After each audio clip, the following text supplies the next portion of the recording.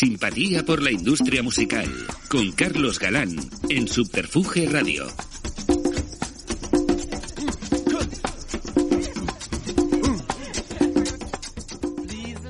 Sean ustedes bienvenidos a una nueva entrega de Simpatía por la industria musical en Subterfuge Radio y, como siempre, a la búsqueda de testimonios esenciales de gente esencial que nos ayudan a conocer aún mejor el entramado del negocio musical, desde el plano profesional, arqueológico y, por supuesto, didáctico. Porque también de eso se trata, de que en Simpatía por la industria musical sea una enciclopedia de audio, donde generaciones presentes y venideras maticen su propia experiencia basándose en algunos parámetros de los que ya estuvieron. Hoy recibimos a un manager que lleva más de 30 años en el negocio musical, que llegó a este por la pasión por la música, forjándose una carrera reconocida, donde el respeto hacia su figura de compañeros y representados son marcas de la casa.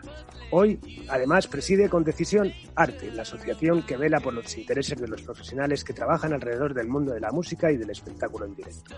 Recibimos, más que encantados, a un amigo al que se le admira, que se le ve poco porque decidió irse a vivir al campo, pero que siempre se le tiene presente. Un placer recibir a Paco López. Bienvenido, Paco. Hola, muchas gracias, Carlos. Nada, un auténtico placer. Se me ve poco, dices. Claro, te fuiste a vivir al campo y te perdimos, ya la noche te perdió. Sí, ya hice mucho por la noche madrileña. Mucho. Lo sé. Demasiado a lo mejor. Sí, ya son 20 años aquí ya en el 21 años en Torrelaguna, aquí al pie de la sierra, rodeado de campo y rodeado de mis animales y como Dios. Qué bien. Pues nada, lo he dicho, un placer tenerte aquí. Bueno, ¿y quién nos iba a decir, no? Que más de 30 años después de conocernos íbamos a quedar para hacer un repaso de tu historia, ¿no? Estas cosas que tiene la vida. Bueno, antes de entrar con tus primeros escarceos profesionales, que por cierto, lo estaba preparando y, joder, tenía la percepción de que fue ayer. O sea, me acuerdo la primera vez que nos conocimos, el día que nos vimos me presenté a ti en el Agapo, fui a tu oficina a la calle Génova, bueno, o sea, lo tengo, tal, lo sé, pero bueno, el tiempo pasa así de rápido y bueno, lo que sí es un placer es que estemos aquí.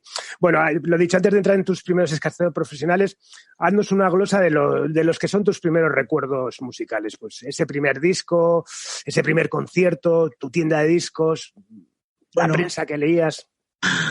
Bueno, mis primeros escarceos musicales, obviamente, como todos o como casi todos los que nos dedicamos a esto, fueron pues simplemente como fan, ¿no? Yo tuve la suerte que vivía muy cerca del Rocola. Cuando yo era, pues, yo tendría a lo mejor 13, 14 años, yo vivía cerca del Parque de las Avenidas, en el Barrio Blanco, al otro lado de la M30, cerca donde está el tanatorio, de la M30. Y me pillaba el Rocola muy cerquita, ¿no? Entonces, yo empecé a ir al Rocola, pues eso, tipo en los 83, 84, 85, siendo un chaval, pero vamos, que no tenía ni carnet de identidad. Pues eso, con los amigos, los hermanos mayores, empecé empecé a lo grande, empecé a ver los primeros conciertos que había en Madrid en esa sala mítica como fue el Rocola, que fue un poco el germen de toda la explosión musical de los 80, no solo en Madrid, sino en toda España, ¿no?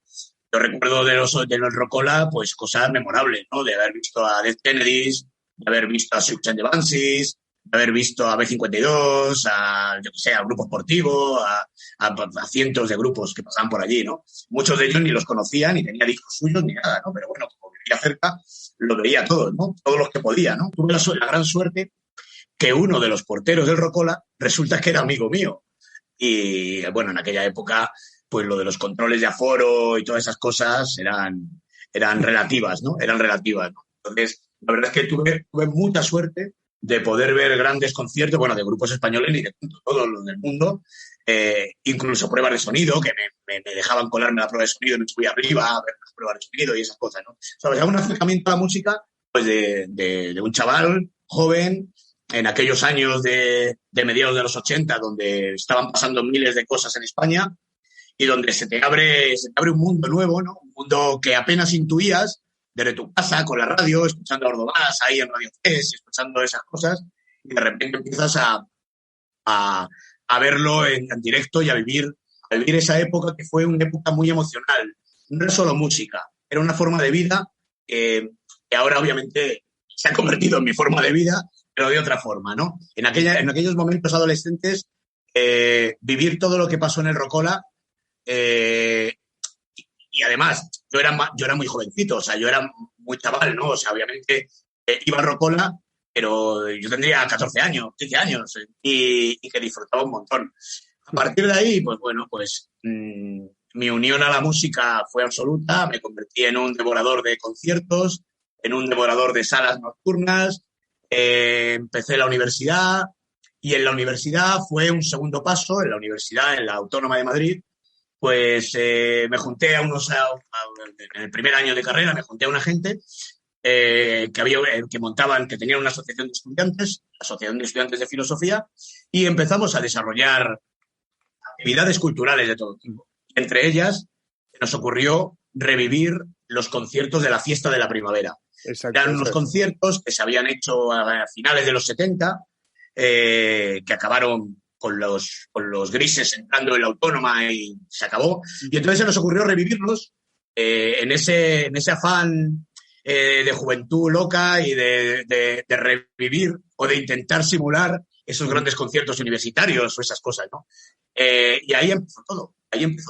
¿Y recuerdas esos primeros carteles? Sí, claro, recuerdo esos primeros carteles. El primer concierto de la Fiesta de la Primavera, fíjate, tocaron los Ronaldos. Fue el primer concierto de los Ronaldos cuando Pope tenía 14 años.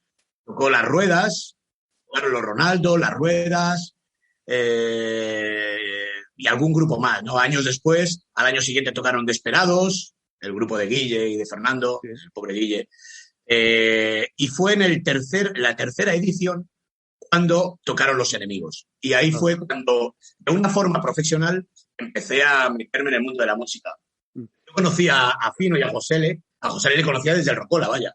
Y les conocía, pues eso, de la noche madrileña, de Malasaña, de tal, pues eso, como te conocía a ti, como nos conocimos muchos, ¿no? En aquella Malasaña de finales de los 80, tan increíble, ¿no? Los primeros de los 90 ya. Las fechas se me van, ¿no? Y yo recuerdo que conocí a Pino y a Josele pues, de bares. Y entonces, fíjate, yo solo había tratado con un manager que fue con Dulce, con la manager de Desperados. Fue el único grupo que contratamos a través de un manager. En aquella época, pues eso, conocías a los músicos y, oye, te voy a hacer un concierto, tal, no sé qué, conseguías el dinero ahí del rectorado, de las subvenciones y te vas a tocar. Y entonces, a raíz de Fino, pues me presentó al manager de Los Enemigos, que era Lalo Cortés. Lalo Cortés, que falleció, llevaba una agencia que era Talent, y llevaba grupos como La Frontera, como Tantango, varios grupos más, entre ellos los Ronaldos y Los Enemigos y Las Ruedas. Y entras también en tu bio una agencia llamada Acapo. Pero esta es la agencia de Lalo, ¿no? Eso es la agencia de Lalo. Ah, vale. Yo conozco a Lalo cuando Lalo se ha separado de Ramón Martín, de Míster Messina. Vale. Ha perdido a los Ronaldos en ese momento. Ya no es manager de los Ronaldos. Lalo vivió pues toda la explosión de los Ronaldos. Fue el que los descubrió realmente, fue su manager. Pero los 2 primeros años de gira no aguantaron. Y los Ronaldos se fueron. Y Lalo se quedó con Las Ruedas, con Los Enemigos y ya está. En esa me conoció a mí. Me conoció a mí y conoció a Javi, que fue mi socio durante muchos años, y nos conoció a los dos en la Fiesta de la Primavera. Claro, le llevamos a Los Enemigos a tocar la Fiesta de la Primavera y se quedó flipado. Date cuenta que para nosotros ese concierto tardábamos un año en prepararlo. Claro. Desde nuestro amateurismo. O sea, no teníamos ni idea. Le llevamos a la fiesta a tocar. Lalo pensaba que iba a ir a un encerrona y se encontró en una fiesta en el campus universitario donde había más de 6.000 personas con un equipo de sonido de puta madre, con un backline que les tratábamos como Dios. Bueno, flipó y dijo, coño, ¿y esto lo hacéis vosotros? Pero ¿vosotros qué coño hacéis? Pues nosotros somos estudiantes, aparte de ser un poco golfos y gustarnos mucho la música, pues organizamos esto. Le gustó y a los días nos llamó y nos dijo, oye, estoy buscando, yo me he quedado solo, estoy solo con estos 2 grupos, con Los Enemigos, con Las Ruedas, necesito a alguien, ¿queréis trabajar conmigo?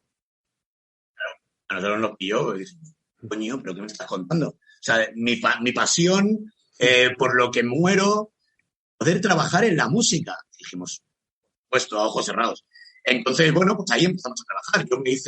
Nos probó a los dos, nos enseñó los rudimentos de de trabajar un backline, cambiar cuerdas, cambiar parches de batería. Estuvimos ahí yendo al local durante tal, y a las semanas pues nos fuimos a hacer un bolo. Me fui con la furgoneta, con Los Enemigos y con Lalo, nos fuimos a Logroño, fue mi primer concierto, en Logroño. En un actual, ¿no? ¿Eh? En un actual sería... Era en una fiesta de un barrio, en una plaza de Logroño, y me tocó hacer el backline, ¿no? Pues era mi bautismo de fuego, ¿no? Lo hice fatal. Fue la última vez que he hecho un backline. Salí al escenario, le puse a José todos los pedales mal. Yo pensaba que lo había hecho perfectamente y cuando subió al concierto, en la primera canción no sonaba nada. No sonaba nada porque había puesto todos los pedales mal. Con lo cual, pues hubo que parar esa canción porque José no sonaba, no se veía, hubo que cambiarlo todo. Y a la vuelta de ese viaje me dijeron, tú para el escenario, tú vas a ser que eso del escenario no se te da a ti bien, ¿verdad? Yo, hombre, es la primera vez, dame una segunda oportunidad. Y me dijo, no, tú no vas a ir al escenario, tú vas a quedar conmigo en la oficina. Y empecé a aprender todo. Empecé a aprender pues que era una compañía discográfica, empecé a aprender cómo se organizaba un concierto, empecé a aprender unos rudimentos legales básicos para trabajar y me convertí un poco pues en el chico para todo en la oficina. Era el secretario, a hacer contratos, a todo. Y así poco a poco, Javi, mi socio, sí que valía para la carretera. Él había tocado la guitarra en sus tiempos más adolescentes. Y Javi se quedó de road manager de Los Enemigos. Y yo me quedé en la oficina con Lalo. Montamos Da Capo Producciones. Y bueno, ahí pasaron los primeros años. Estuve en esa época, lo compaginé siendo el programador del Siroco. En esa época se abrió Siroco. Conocíamos al dueño, a los dueños del Siroco, a Miguel, al difunto Angelito y compañía, y a David.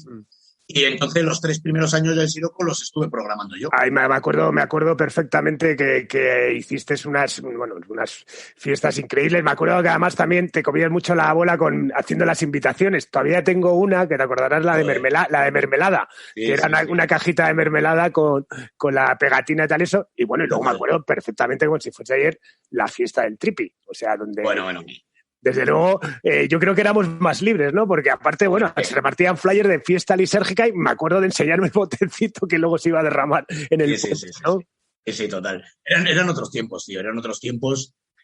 Obviamente, imagino que la gente joven ahora tendrá la rebeldía y la inconsciencia que nosotros teníamos en aquella época, pero sí, es verdad que aquellos 3 primeros años del Siroco fueron unos años absolutamente locos. Date cuenta que además Siroco estaba al otro lado de Malasaña. Claro. No había nada. En Malasaña estaba hacia arriba, ¿no? Hacia La Palma y todo eso y tal, hacia la Plaza del 2 de Mayo. Y Siroco estaba al otro lado de San Bernardo, ¿no? Sí. Era una zona un poquito diferente, ¿no? El Siroco era un puticlub, era del padre de Ángel, uno de los dueños, y lo reformaron entero y lo cambiaron, ¿no? Pero ya Siroco ya tenía un pozo, ¿no? Un pozo de rollo transgresor. La verdad es que aquellos años de Siroco fueron tremendos. Recuerdo mi primer concierto de Siroco, creo que fueron Los Marañones, a grupo con el que me unía mucho, y luego a los pocos días fue el último concierto de Mermelada en el Siroco, que fue increíble. Y bueno, por ahí intenté llevar a todos los grupos que me gustaban, a los que conocía, y fueron 3 años increíbles, la verdad. Bueno, a los 3 años ya el trabajo de la oficina ya me podía, yo ya había cogido muchas más responsabilidades. Sí, lo que sí me gustaría ir, perdona, es el momento, bueno, tienes Da Capo y bueno, Lalo se mata, ¿no? Supongo que bueno, que sería un momento complicado, ya no, evidentemente a nivel emocional, pero a nivel, ¿no? Al final es una empresa, bueno, él tenía toda la experiencia, aunque te estaba ya formando, tuvo que ser especialmente duro, ¿no? Fue muy fuerte. Realmente, claro, yo era el segundo de a bordo, yo era un ratón de oficina, yo en realidad no iba a los conciertos o iba en plan para pasármelo bien, pero yo estaba en la oficina, hacía todo el trabajo administrativo y Lalo obviamente era el que tenía el conocimiento, ¿no?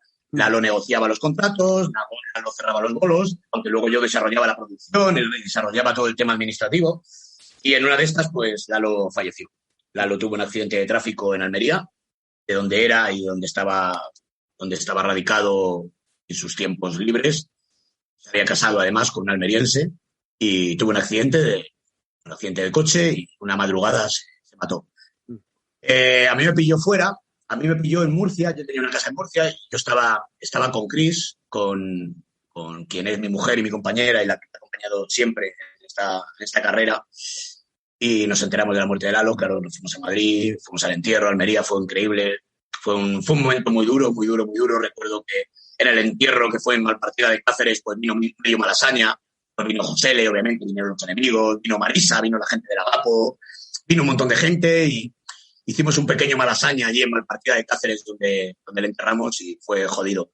Yo me tiré una semana en shock y al final decidí tirar para adelante. Me senté un día con Josele, con Fino y con Chema y les dije, chicos, yo voy a seguir. Yo entiendo que yo no tengo experiencia, yo entiendo que a vosotros me veis a mí como el chaval que está en la oficina, somos amigos, me conocéis y entiendo que sois un grupo profesional y que querráis buscar una oficina profesional. Yo no lo soy todavía, porque no lo era realmente, no lo era. O sea, y sorprendentemente, en esa comida que fue, ¿te acuerdas un sitio que había al lado del Agapo, un poquito más arriba? Era un restaurante cubano, creo que era. Sí. O tropical, algo así. Sí, un rollo tropical. Sí, me acuerdo. En la calle Madera. Ahí sí. Tengo la visión, ahí estuvimos comiendo una tarde y se los solté y sorprendentemente me dijeron, mira, Paco, tío, llevamos ya tiempo, ya te conocemos, sabemos que eres un tío de puta madre, vamos para adelante. Me quedé patidifuso, yo esperaba un no y casi lo deseaba para orientar mi vida y cambiar mi vida y decir, bueno, venga, va, pues ya está. Soy joven, sigo en la universidad, bueno, ya está. Creo que no sé yo si la universidad la había dejado ya porque me quedé en quinto, no acabé la carrera. Yo no sé si todavía estaba en el último año, en la tercera vez que repetía quinto y casi deseaba que me dijeran que no y decir, bueno, mi vida ha acabado, he estado 6, 7 años esparramando un montón, teniendo una vida de crápula importante, viviendo la noche, saliendo, experimentando lo que es la música y me cambio de vida y vuelvo a la normalidad. Y me dijeron que sí. Y nada, me dijeron que sí, hablé con las ruedas, me dijeron que sí y me puse a trabajar. Y montamos Attraction. En 1989, ¿no? Que lo montas eso Sí. con Cristina Candil. Con Chris y con Javi. Exactamente. Y bueno, ya con un roster interesante, ¿no? Estaban las ruedas, los refrescos, Defcon 2, los enemigos, los marañones. Sí. Bueno, todas propuestas muy, muy energéticas. ¿Y cuál era la idea de fundar Attraction? ¿Realmente era una línea continuista de Agapo o realmente ya era tu personalidad? Era continuista. Ten en cuenta, con los refrescos, ya en esa última, el último año de Lalo, antes de la muerte de Lalo ficha los refrescos. Después el Aquí no hay playa, brutal. Antes de sacar el segundo disco, y que fue un momento, pues, importante para la oficina. Los refrescos ya era un grupo que cobrábamos 3 millones de pesetas. En aquella época era un dineral para nosotros. Te estoy hablando de que a lo mejor los enemigos en aquella época cobrábamos 200.000 pesetas, 250.000 pesetas, 300.000, las ruedas 100 y pico mil. Y los refrescos, de repente, el último año de Agapo, empezamos a hacer conciertos de 3 millones, y muchos, porque era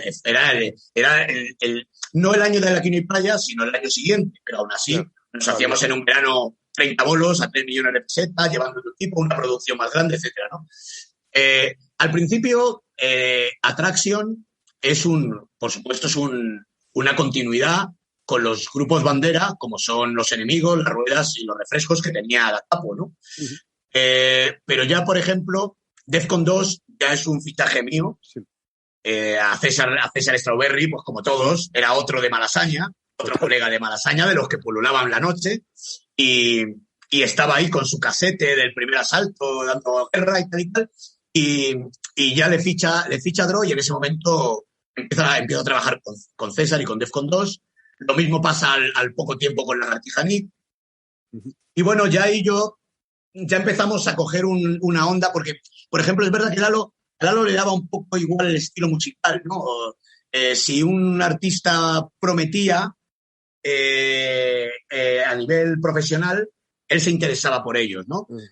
Yo era un poquito más radical en aquella época, era más joven que él, ¿no? Y entonces yo quería ya trabajar con los grupos que a mí me gustaban y que me motivaban musicalmente. Bueno, a mí, a Javi y a Chris, ¿no? Que éramos 3, ¿no? En realidad. No hablo de yo porque al fin y al cabo yo he sido la cabeza más visible, ¿no? Pero sin ellos, sin Javi, sin Chris, no hubiera podido yo tirar para adelante solo, ¿no?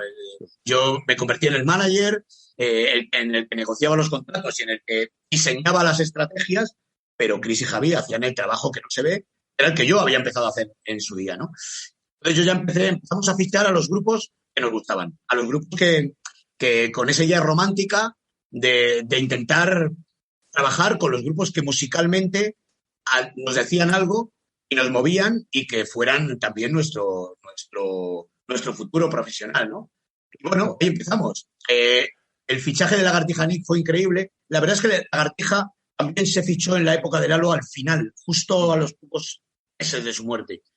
De hecho, el primer disco de Lagartija lo produce Fino, ¿no? Es Fino el que trae a Lagartija a la oficina, ¿no? Lagartija para mí fue un descubrimiento importante, ¿no? Para mí, yo siempre lo he dicho, que el primer grupo alternativo de sonido indie rock fue Lagartija Nick. Totalmente. En aquella época de Incomprendidos, venían de Romilardé, habíamos sacado ese con Juan Hermida, ese primer EP, y justo pocos meses antes de morir Lalo firmamos con Sony Music, ¿no? Que fue algo increíble, ¿no? Que un grupo como Lagartija Nick firmara con una multinacional. Con Lagartija Nick empecé a conocer esos grupos ya de primer indie americanos, ingleses, y empecé a interesarme por ese sonido, esos nuevos sonidos que luego pues fueron tan importantes en nuestra carrera como es todos los grupos del mundo alternativo y del indie rock. Que sí, estamos hablando de mediados de los 90, ¿no? Que es la explosión un poco de la música independiente, de que se empiezan a consolidar también las compañías independientes y empiezas a trabajar ya también con Los Planetas, con El Niño Gusano, con Chucho, Mercromina, Meteosat, que compartían roster con propuestas de la casa, ¿no? Como Reincidentes, Boicot, claro. Cornetas, Narco.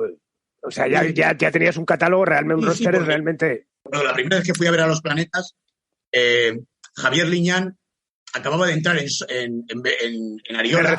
En RCA como AR, ¿no? Yo conocía a Javier Liñán porque yo tenía muchos enemigos, habían pasado de Warner a RCA y los enemigos, yo estaba trabajando con los enemigos en RCA. Y Javier Liñán había entrado de AR Junior, tal. Y un día me dice, tío, hay un grupo tal. Digo, sí, los Planetas. Digo, sí, me ha hablado Fino de ellos, porque Fino también fue el primer productor, el primer disco de Los Planetas. Fino les conocía de Granada, conocía a Floren, a Jota, tal. Y entonces fuimos a verle a Maravillas, creo que era el segundo concierto que daban Los Planetas en Madrid, y, hostias, ese concierto me voló la cabeza. O sea, yo vi a Los Planetas, no tenían ni puta idea de tocar, Mike tocando de espaldas, Jota cantaba como podía, eran unos chavales que musicalmente eran muy, muy básicos, muy, muy básicos. Yo acostumbraba a los enemigos, claro, los enemigos eran unos grandes músicos, ¿eh? O sea, Tema tocando la batería, Fino con el bajo. Los enemigos tenían una contundencia musical muy importante. Claro, y a Los Planetas, o Lagartija Nick, porque Lagartija Nick en directo eran también una máquina. Eric con la batería, Antonio, Miguel, eran muy contundentes. Y vi a Los Planetas, que era un sonido muy débil, era muy endeble. A nivel sónico era muy endeble. Pero esa actitud, esas canciones, esas letras, esa puesta en escena indolente, arrogancia e indolencia juntas, a mí me fascinaron. Recuerdo que fuimos Chris y yo con Liñán y nos quedamos locos. O sea, lo de Los Planetas fue un boom en mi cabeza. A partir de ahí empecé a buscar los grupos que nos movían, ¿no? El Niño Gusano, como tú bien has dicho, un montón de ellos, ¿no? Pero yo, fíjate, yo venía... a mí me gustaban mucho los grupos de rock duro en España. Me había gustado, siempre había sido un seguidor de Leño, a muerte. Me había encantado el rock radical vasco, Apoya Records, Cicatriz, Escorbuto, luego Cortatu y las secuelas de Muguruza, etcétera, ¿no?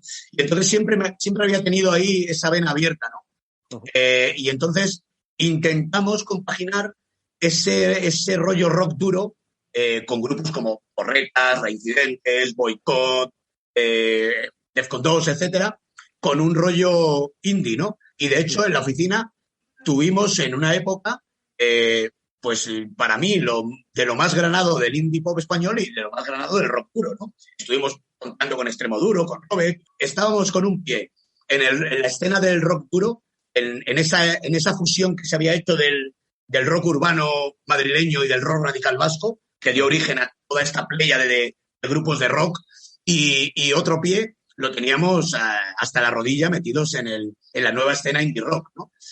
Muchas veces yo recuerdo que en esas conversaciones trascendentales con Jota, ¿no? Porque Jota es muy trascendental, el que lo conoce lo sabe, siempre me decía, joder, Paco, pero tío, ¿cómo puedes llevar a grupos como Reincidentes y Porretas, tío? Si es eso no tal, eso no cual y tal. Yo le decía, no, yo intentaba razonar y nos tirábamos horas y horas hablando de filosofía musical. Yo le decía, tío, para mí es tan válido la forma de acercarse al rock desde el rock duro, con letras sociales, etcétera, etcétera, o acercarse al rock como tú lo haces a través de un estilo puramente musical diferente, pero también el concepto. O sea, tú no quieres reflejar en tus canciones ni tu vida cotidiana, ni la de nadie, ni meterte en temas sociales.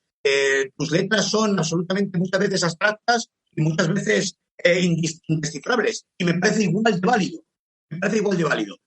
Para mí en la oficina los enemigos eran el punto de unión entre ambos mundos. Los enemigos podían estar en un concierto con los Planetas, en un concierto con los Reincidentes. Claro. Y eran como el nexo entre esos dos mundos que nosotros teníamos a nivel filosófico, ¿no? Qué bueno.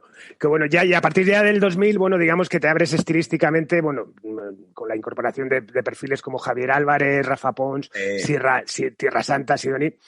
¿Te has limitado siempre a un número de artistas en el roster? Es decir, hay muchos casos de agencias que pues tienen, yo no paso de 3 artistas. Tú siempre que algo te ha motivado al final ha entrado, es decir, ¿nunca te has sentido que tenías demasiados artistas? Sí, a ver, nunca hemos pasado de 8 artistas, creo. Quizá a lo mejor hemos tenido alguna vez 10, como mucho. Para mí lo ideal es tener 5 o 6, entre 5 y 8 artistas es lo ideal. Creo que es lo manejable. No sé si es por la costumbre, porque casualmente siempre hemos tenido esa cifra y nos hemos acostumbrado a dimensionar nuestro trabajo con ese número de artistas, pero cuando hemos dejado a algún artista, hemos sentido un vacío y hemos intentado buscar otro, ¿no? Eso con Descontos, cuando dejamos de trabajar con Descontos, buscamos otro artista, es cuando entró Boicot, por ejemplo, creo, ¿no? O cuando dejamos de trabajar con los Planetas, fue cuando entró Pereza, por ejemplo. O sea, siempre que un artista de nuestra oficina ha dejado de trabajar con nosotros, siempre hemos buscado algo. A veces te han llegado, pero muchas veces los hemos buscado. Quiero buscar un artista, ¿no? Y he bicheado, he mirado o he intentado, pero muchas veces, el caso de Javier Álvarez. Javier Álvarez llega a nosotros porque Javier era compañero de un íntimo amigo nuestro. Y le conocíamos a Javier era su compañero, compartían vida. Y cuando Javier pasa su tormento personal y su tormento vital y a nivel musical también, pues bueno, esa amistad nos hace acercarnos a él y decir, bueno, vamos a trabajar juntos, somos amigos, nos conocemos hace tiempo. Si eres, al final, eres el compañero de Jesús, que es un amigo mío de hace muchos años, ¿no? Aunque estética o estilísticamente estuviera muy alejado de la generalidad de grupos que llevamos, pero también nuestro crecimiento personal nos hizo también ser menos talibanes. Ser menos talibanes a la hora de buscar estilos. Claro. No, y te iba a decir eso, que hablábamos del número de artistas y incluso estilísticamente es bueno para una agencia, ya digo con la perspectiva de la experiencia del tiempo, ¿no? Que no haya competencia, es bueno que entre ellos haya un cierto pique, es decir, es buena la diversidad. Me decías que en ese momento es muy interesante lo de los dos polos que unía un poco los enemigos, ¿no? Pero al final es eso, es como que convivan en un mismo roster, pues yo qué sé, Reincidentes y Boicot. Al final eso, ¿crees que beneficia? No, sí. Beneficia por una sencilla razón. Mira, por ejemplo, tú has puesto el ejemplo de Reincidentes y Boicot. El primer grupo de rock con el que empezamos a trabajar es Porretas. Primero por cercanía, porque eran de Hortaleza y teníamos tal, y nos acercamos a ellos porque nos gustó, fuimos a verles, no tenían manager y empezaron a trabajar con nosotros. Nos dimos cuenta, según empezamos a trabajar con ellos, que había mucho amateur en ese mundo de rock. O sea, grupos como Reincidentes no tenían managers. Grupos como Boicot oscilaban entre un manager oficial y otro no. Había mucho amateurismo, ¿no? La irrupción de Extremoduro fue absolutamente amateur. O sea, los managers que tuvo Extremoduro hasta que se consolidó como artista, para verlo, ¿no? Yo recuerdo, estuvimos con Robert, fíjate, muy curioso. El primer manager de Robert, que era su primo, era nuestro mensajero, Raúl, era el mensajero nuestro de la oficina. Y fue Raúl el primero que me trajo una maqueta y me dijo, tío, mi primo tiene un grupo allí en el pueblo, mira cómo mola, tal, Extremoduro y tal. Flipamos, escuchamos la maqueta y flipamos, nos quedamos de piedra. Pero claro, Raúl era un mensajero bastante golfo, con mucha cercanía a las drogas. Entonces, a nivel fiable era regular, ¿no?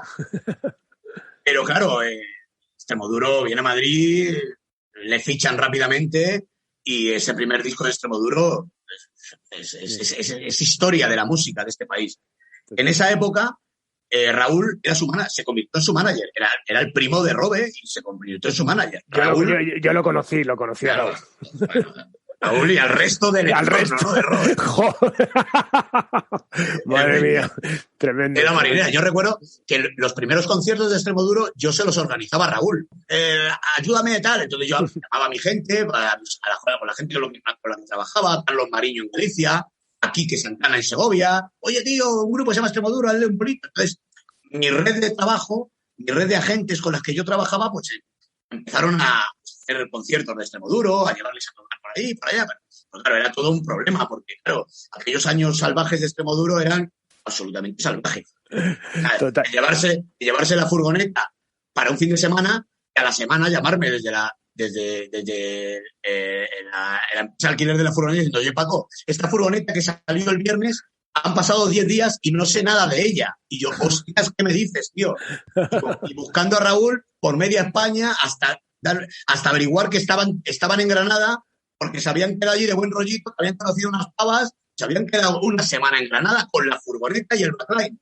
Pero no solo eso, sino que la habían dejado en Madrid, la habían apartado en un parking, se habían ido a Granada. Me habían dejado la furgoneta de Madrid en un parking de Goya, cosas como esas eran tremendas, ¿no? Y entonces, como yo vi que en el rock duro no había demasiada profesionalidad a nivel de managers, pues bueno, por Recientes fue muy fácil. Ellos no tenían managers, eran un grupo que metía un montón de peña, sus conciertos eran absolutamente anárquicos a la hora de la organización. Y bueno, empecé a trabajar con Recientes de una forma muy rápida, les hice 2 conciertos y enseguida empezamos a trabajar juntos y fue fácil en ese sentido empezar a trabajar con los grupos de rock y de ese panorama que estaba ya consolidado pero naciendo, ¿no? Creo que fue a raíz de la explosión de Extremoduro cuando todo ese mundo aflora, ¿no? Al gran público, ¿no? Bueno, ¿te das cuenta en algún momento de que la relación profesional con un grupo se acaba? Es decir, hay una caducidad. Por ejemplo, Los Enemigos parecían un grupo que iban a ser de atracción para toda la vida, ¿no? ¿Hay una caducidad en esa relación? Sí que la hay. Hay caducidad. Para mí la relación entre manager y artista es muy personal. A mí me da mucha pereza coger grupos nuevos porque lo que más pereza me da es conocer a las personas. O sea, yo no soy capaz de trabajar con alguien que no conozco. No soy capaz de trabajar desde el punto de vista frío profesional.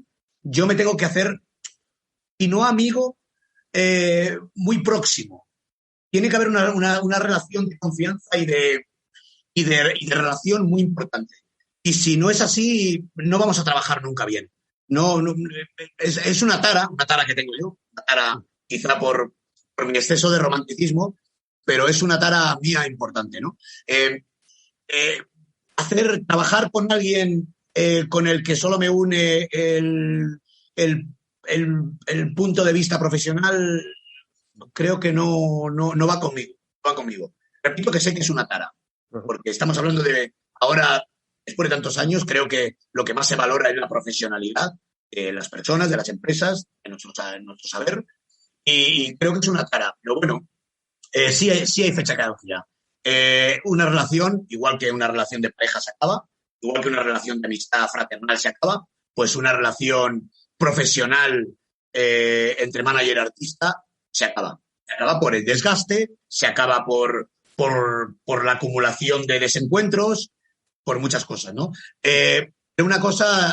Una de las cosas que más orgulloso estoy es que con todos los grupos que he acabado una relación profesional, siempre he seguido manteniendo una relación de cercanía, si no de amistad, sí de cercanía fraternal. me ha pasado con todos los artistas. Y aunque algunos, las rupturas han sido duras, incluso alguna fea, siempre hemos seguido manteniendo ese respeto y ese cariño, esa cercanía, ¿no? O sea, cualquiera de los artistas con los que he trabajado puedo irme a cenar mañana con él y pasármelo cojonudo y reírnos un montón y disfrutar el uno del otro, ¿no? Y eso para mí es una de las cosas más importantes que tengo, ¿eh? Sí, no, y además yo desde fuera doy fe de ello por lo que conozco. Bueno, y ahora mismo estamos hablando mucho conmigo, uno de los que estás trabajando es con Leiva, ¿no? Que es uno de los artistas más potentes que hay ahora mismo en España, ¿no? Fíjate, te decía antes que cuando dejamos de trabajar con Los Planetas, en ese momento empezamos a trabajar con Pereza. Con Pereza. Sí, y fue porque, mira, ya me habían hablado de Pereza. Ya estaba, Pereza había sacado su primer disco, me lo habían dado en RCA, en Ariola. No me había gustado demasiado, realmente no le había prestado demasiada atención. No le había prestado demasiada atención porque te daban discos a los managers nos pasa, ¿no? Nos están dando discos todos los días, o canciones, o nos están enseñando grupos, ¿no? Y siempre soy muy perezoso para coger grupos nuevos, ¿no? En el caso de Pereza, me los enseñaron, me pidieron un favor en la compañía. Oye, tío, mételos de teloneros en alguna de tus artistas. Recuerdo que hicimos un concierto con Los Enemigos, me llevé de teloneros de Los Enemigos a la Sala Apolo, a Barcelona. Ellos tenían un primer disco, me había pedido el favor. ¿Quién me lo pidió? Álvaro de Villota me lo pidió. No me acuerdo quién me lo pidió. Estaba en Sony llevándoles. No, o fue Dani Marín. Bueno, no recuerdo, me lo pidieron, ¿no? Entonces les hice un concierto con Los Enemigos en la Sala Apolo. La compañía pagó los gastos y tocaron de teloneros de Los Enemigos. Ahí les conocí en persona, a Rubén y a Leiva y a Robin y tal. Y, hostia, me molaron. Para ellos Los Enemigos era la hostia. Joder, qué bien, tocar, qué ilusión. Estuvo muy bien el concierto. Unos chavales jóvenes con mucha energía. Y bueno, y a raíz de ahí estuvieron. Y recuerdo que con la maqueta del segundo disco, ya sí que fue Dani Marín el que me la trajo y me dijo, Paco, tío, escúchate esto, tronco, de verdad, este grupo es la polla, te vas a perder algo gordo. Como les había visto ya en directo y todo ese rollo, nos escuchamos la maqueta. Recuerdo que las primeras escuchas en la oficina no nos dijeron nada, pero recuerdo que a las 2 semanas la maqueta estaba sonando prácticamente todos los días en la oficina. Y fue como, hostia, tío, ¿os habéis dado cuenta que estamos poniendo la puta maqueta del puto grupo todos los días? Y la primera vez que la escuchamos no nos gustó. Por algo es, tío. Joder, la verdad es que a mí cada día me gustan más. Hostia, les que mola un huevo. Y fuimos a verles. Hicieron un concierto chiquitito en la Sala Silicona, en Moratalaz. Fuimos a verles, vimos un grupo con una propuesta escénica y sobre todo con una actitud vital de comerse el mundo. O sea, recuerdo que la primera cena que tuve, yo ya estaba en Torrelaguna y vinieron, me acababa de instalar aquí hace 21 años o 20 años, y les invité a cenar a un restaurante que tiene unas cuevas muy bonitas del siglo XVIII, Casa Patata, entonces era un lunes, un martes, estamos solos en las cuevas, en una cueva bonita, iluminada, tal, y estábamos Crillo, Rubén y Ley. Y estábamos ahí cenando y era una cena para ya decirles que queríamos que trabajaran con nosotros, ¿no? Y entonces le estábamos contando todo, lo bien que trabajábamos, nuestra trayectoria, bebiendo mucho vino, todo bien, ¿no? Y en esta les dijimos, bueno, y vosotros, a ver, ¿cuál es vuestra expectativa de qué queréis ser? ¿Qué queréis hacer? Y nos dijeron, nosotros nos queremos comer el mundo. O sea, nosotros queremos ser los más grandes. Tía, de unos chavales, Leiva tendría, ¿qué? 18 años o por ahí. Y Rubén a lo mejor tenía 21. Hostia puta. Qué arrojo, ¿no? Era casi esa arrogancia punk, sí, ¿no? Cuando ellos no hacían ese tipo de música, ¿no? Y bueno, lo de Pereza, claro, obviamente, es un grupo que ha marcado muchísimo nuestra vida, ha marcado muchísimo nuestra trayectoria. Ha sido el grupo que más éxito ha cosechado de todos los que hemos llevado, por supuesto. Pereza fue un grupo que movió cimientos en la música y bueno, y ahora la carrera en solitario de Leiva, pues es lo que tú dices. Ahora mismo Leiva es uno de los artistas en solitario, de los solistas más prometedores, bueno, más prometedores no, más grandes de este país. Totalmente. es uno de los artistas banderas de la música española en este momento. Y bueno, sigo muy orgulloso de seguir trabajando con él después de tantos años. Y bueno, ahí estamos, ¿no? Y hasta donde nos lleve la confianza, el cariño y la vida, ¿no? Y si se tiene que acabar, se acabará sin ningún drama, como tiene que ser esto, ¿no? Claro que sí. Bueno, tu labor como manager también incluye la coordinación del proyecto, digamos, entre compañía y artista, ¿no? O sea, no te limitas solamente a buquear. Tienes artistas que solamente buqueas, pero, por ejemplo, en el caso de Pérez Leiva has estado de manera estrecha trabajando también con Totalmente. la compañía, ¿no? Vale. Sí, prácticamente todo. Yo no concibo, solo hay un artista en el que no soy manager de una forma clara, que es Siniestro Total, ¿no? Uh-huh. Tiene su manager personal y yo hago el booking, pero sí me meto mucho en todo lo relacionado con sus proyectos, por amistad, ¿no? Porque Siniestro, fíjate, somos amigos desde yo qué sé, ya ni me acuerdo, ni recuerdo ya, desde el principio, ¿no? Y con su manager, con Blanco, pues nos une una relación de amistad, respeto y confianza enorme, ¿no? Y cuando Blanco deja su última agencia, que creo que fue Animal Tour, con Pat Tejedor, no sé si luego estuvieron un año con otra agencia, pero duró poco, y fue Blanco que me dijo, joder, Paco, tío, somos amigos, nos conocemos de toda la puta vida, Blanco, llévanos tú, y dije, pues claro, coño, pues vamos a ello, ¿no? Y ya está, fue muy natural, ¿no? Y creo que es el único grupo, yo no concibo el management si no hay una... O sea, para mí el management no es solo buquear, para mí el management es la gestión integral y sobre todo es la relación íntima y directa con el artista y la planificación de su carrera a todos los niveles. O sea, tiene que ser así, no lo concibo de otra forma. Bueno, y con la compañía, ¿no? ¿Crees que en ese sentido ha cambiado la relación entre el manager y compañía? Es decir, todos estos años ha llegado al modelo de los contratos 360. Mucho. ¿Crees que ha cambiado? Sí, ha cambiado mucho. Cuando yo empecé a tener relación con las compañías discográficas, volviendo un poco al pasado, el primer contrato con el que me enfrento es con la ruptura de contrato de los enemigos en Warner, o sea, en Warner no existía Warner, en Draw con Alfonso Pérez. Yo no tenía ni puta idea de un contrato discográfico, todo lo había hecho Lalo. Claro. Yo me tuve que coger y leer contratos y empezar a aprender. Hice un máster acelerado para esa negociación de fin de contrato en Draw y inmediatamente para ficharles con RCA. Con José María Cámara, la marinera, ¿sabes? Lidiar con ese toro. Y yo era un chavalín. Y yo, había visto un contrato hacía 2 meses que me lo estaba estudiando. Y me tocó lidiar con Alfonso Pérez y con José María Cámara. Tías, me hice un máster acelerado. Un máster total, sí. Y en aquella época, el sentimiento general de los managers y de muchos artistas era un recelo muy importante hacia la compañía discográfica. Recuerdo que había un manager, que no voy a decir el nombre, que me decía, en verano hay que vivir de los ayuntamientos y en invierno de las compañías discográficas. Digo, ¿cómo es eso de vivir de las compañías discográficas? Sí, claro, tú tienes que hacer todos los discos, tú tienes que hacer todo y siempre meterles tu margen para que en invierno, que no hay conciertos, la pasta de las compañías discográficas. Ese sentimiento existía. Ese sentimiento de que la multinacional está para sacarle las tripas y para no enseñarle nunca tus cartas. Uh-huh. Eso existía en aquella época. También es verdad que en aquella época las multinacionales eran una máquina de ganar dinero, eran los años gordos del CD, era el cambio del formato del vinilo al CD y era, pues eso, el dinero corría como ríos de agua, ¿no? Sí.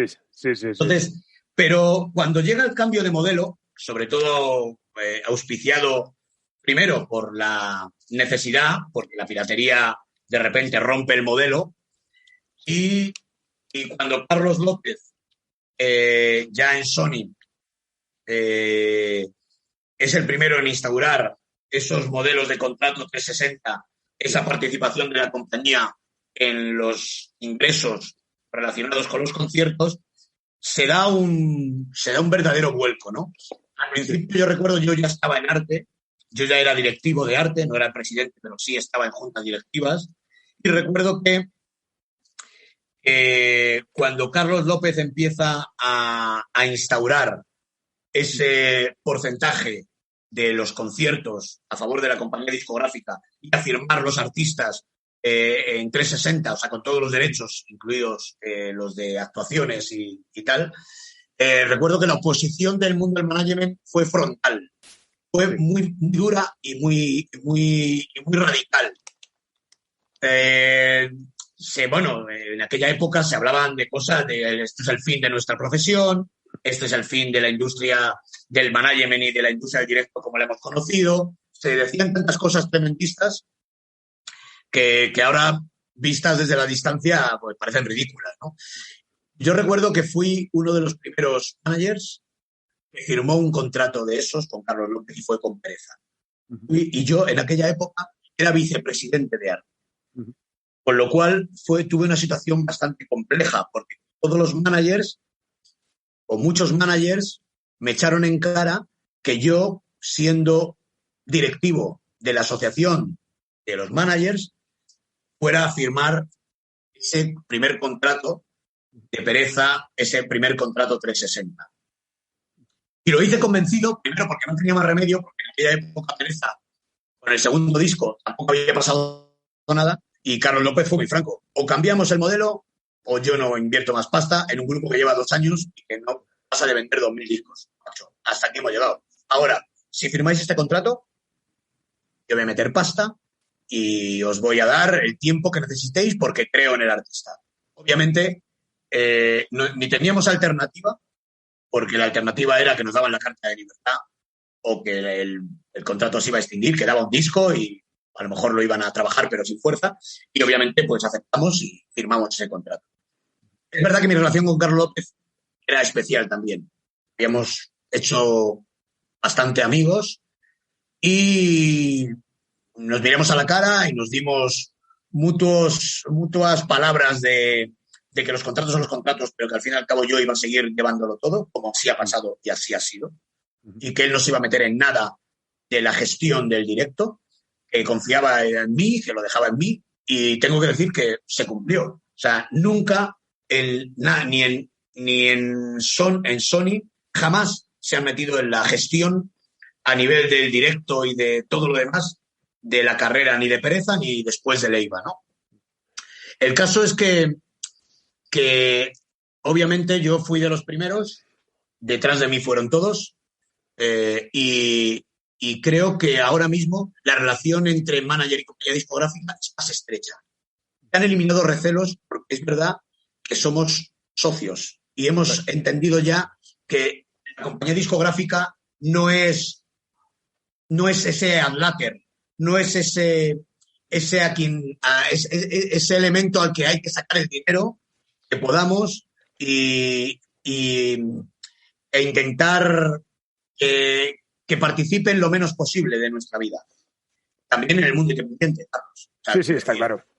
Esto, yo te hablo ahora mismo, estamos hablando de ese tema, pero que en el mundo independiente pasó lo mismo, ¿no? También los artistas fichaban por una compañía independiente y la compañía. Tu aliado era el manager y la compañía era la compañía. Ahora no, y tú lo sabes, ahora la relación entre el artista, el manager y la compañía es mucho más estrecha, es mucho más consciente de que somos necesarios entre todos y que si una de las patas no funciona, a otra, al final la mesa se va a caer, ¿no? Entonces, ha cambiado mucho y creo que para mejor. Totalmente. Bueno, vayamos a arte, que lo has nombrado. Bueno, empezaste de manera activa en la Junta Directiva con Emilio Santamaría, que fue un ilustre invitado al programa, y le sustituyes en 2016 asumiendo la presidencia. A ver, como este podcast intento que tenga sobre todo también esa perspectiva didáctica para un profano, ¿cómo describirías arte? ¿Qué es arte? Bueno, a ver, arte es la asociación más antigua, 38 años ya, la asociación más antigua a nivel profesional de los elementos que participamos en la industria del directo. Eso es arte. Yo recuerdo que yo entré en arte porque Lalo estaba en arte. Cuando Lalo fallece y yo me hago cargo de sus artistas, directamente ingreso en arte cubriendo su baja y fíjate, mi arte no había ido a ninguna reunión de arte, no sabía nada de lo que era arte, pero bueno, fallece Lalo y paso yo a ser el socio, ¿no? Entonces, al principio mi relación con arte fue muy pasota, ¿no? No me interesaba nada de lo que allí pasaba, bastante jaleo tenía yo con poner en marcha mi mundo empresarial, ¿no? Que para mí había sido hasta ese momento bastante liviano, ¿no? Porque al fin y al cabo yo no era el responsable, ¿no? Era Lalo y yo estaba ahí, ¿no? Pero también en ese punto romántico que tengo y ese punto ¿cómo decirlo? Ese punto intervencionista en la vida, pues sí me empezó a interesar cada vez más. Fui acudiendo a las reuniones con mayor interés, convencido además de que este mundo al que yo había llegado de una forma casual se había convertido en mi forma de vida y además lo respetaba y lo amaba, en el fondo, ¿no?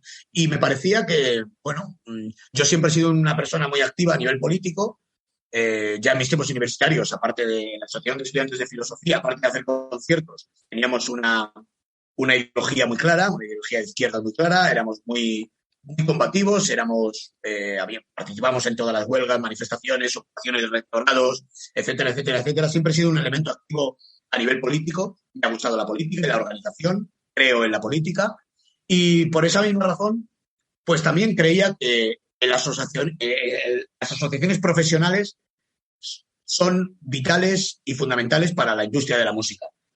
Y así empecé a participar de forma activa. Un día, Ángel Vallecas me propuso participar en una junta, entrar candidato de vocal en una candidatura, que fue la primera candidatura de Emilio Santamaría. Acudí a unas reuniones donde estaba Emilio, Martín González, un montón de gente de toda la vida.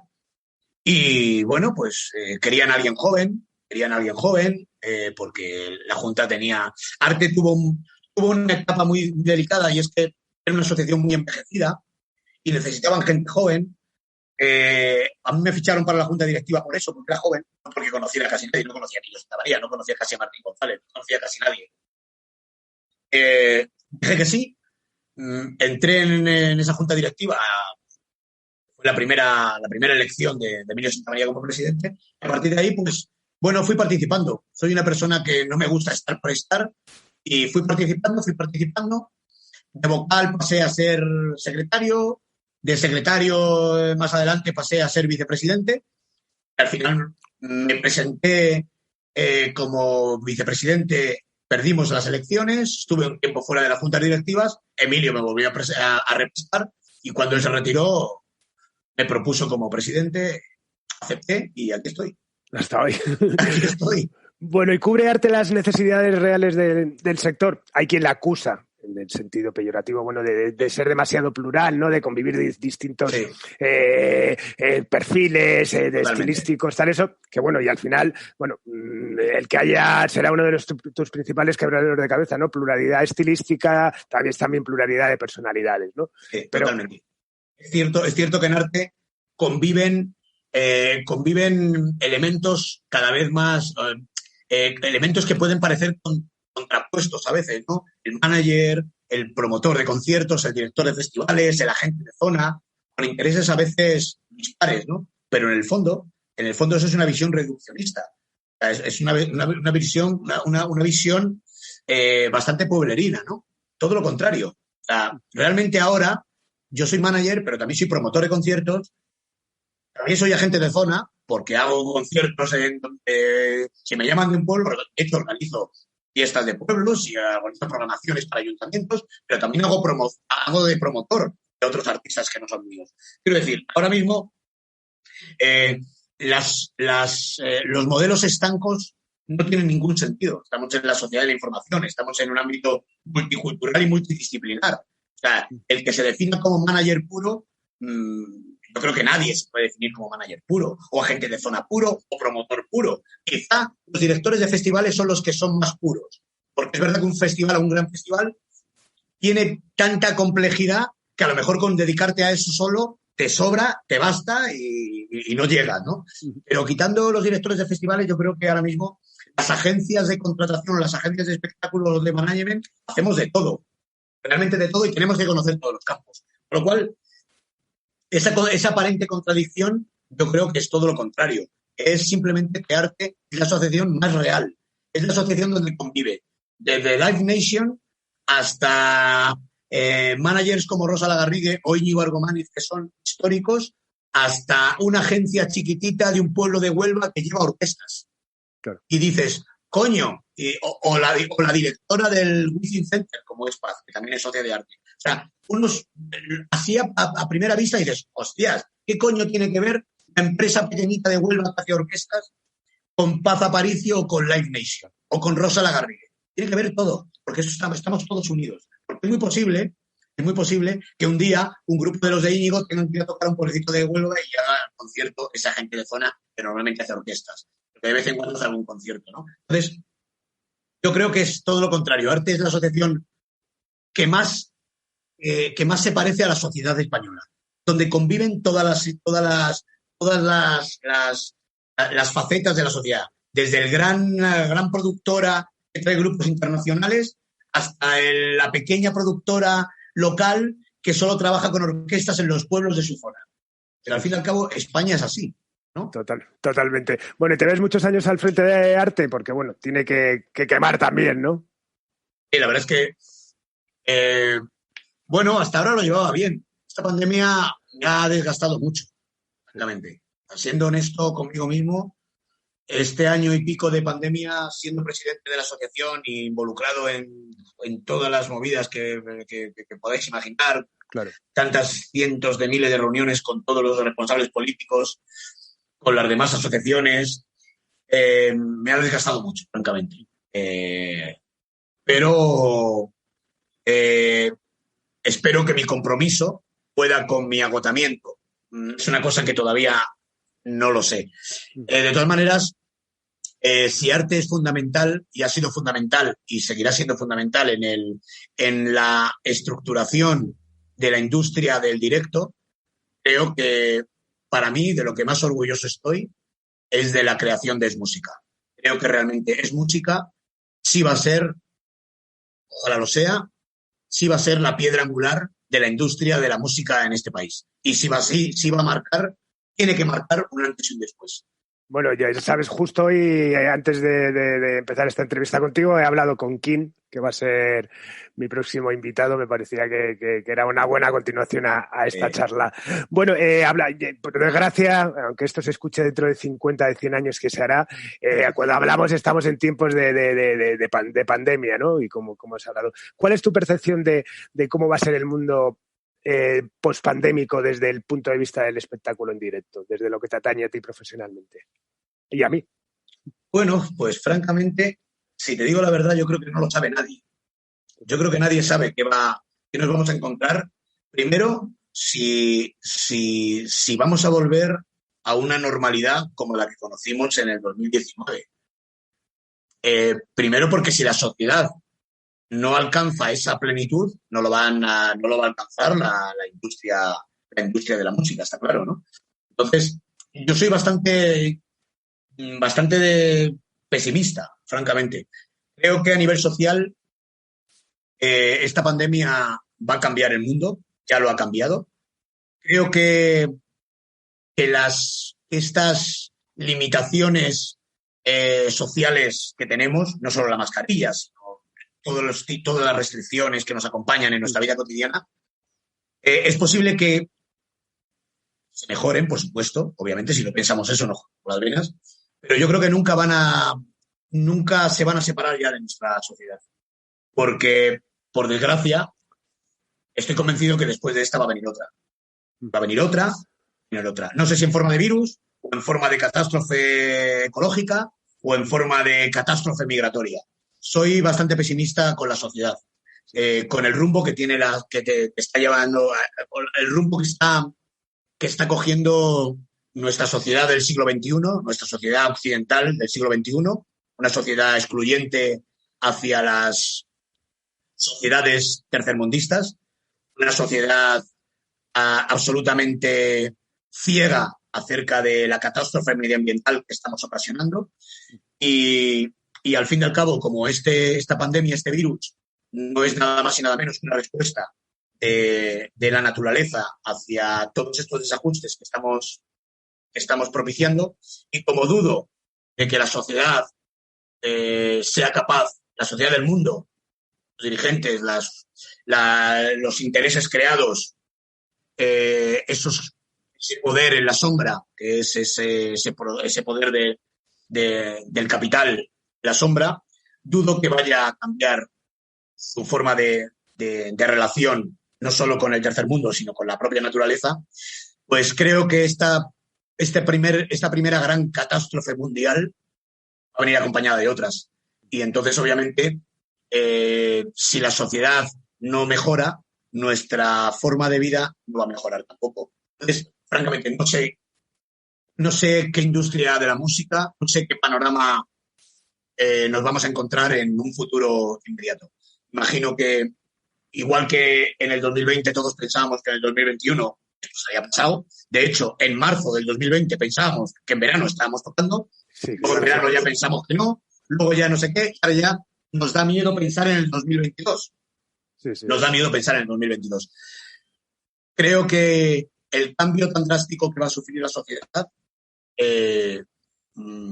va a obligarnos a que nuestra forma de vida, nuestro trabajo y nuestra pasión, que es la música, va a tener que ir surfeando esa ola de crisis social mundial que tenemos encima y que ojalá me equivoque, pero me da la impresión de que no la vamos a soltar ya. No la vamos a soltar.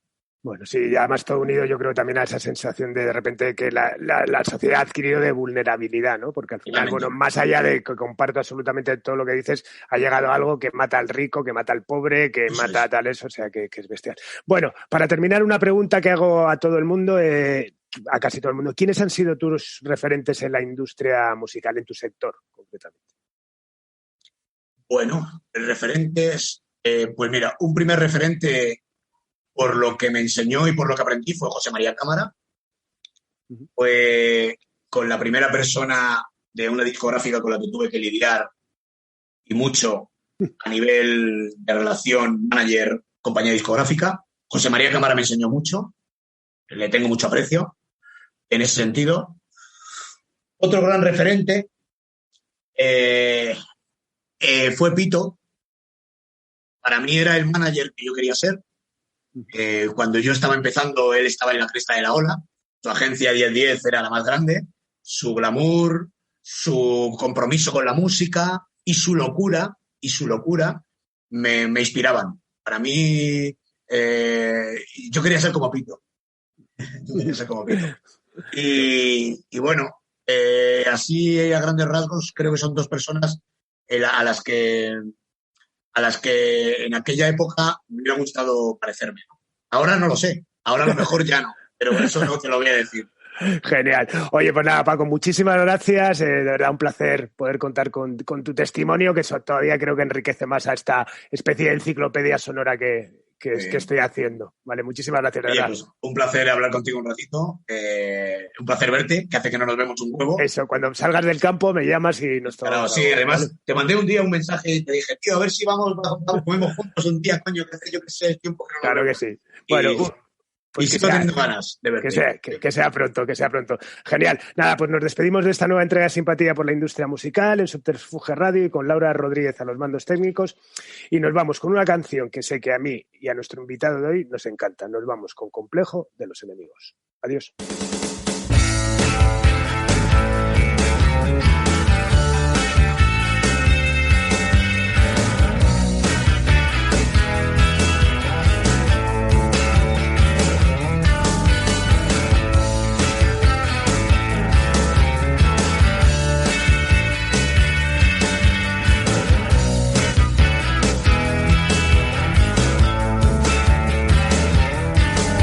Me entra un complejo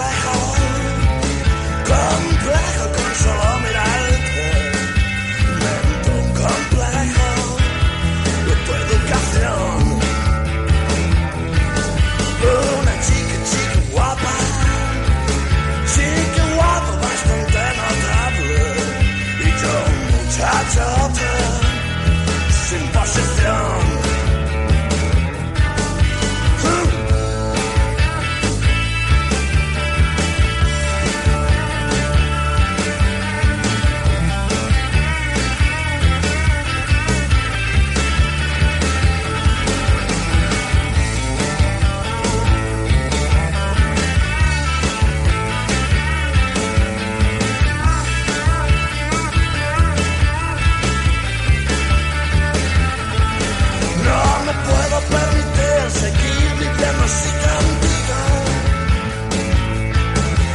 Soy un chavalín sin medios para vivir, ya no tengo por venir.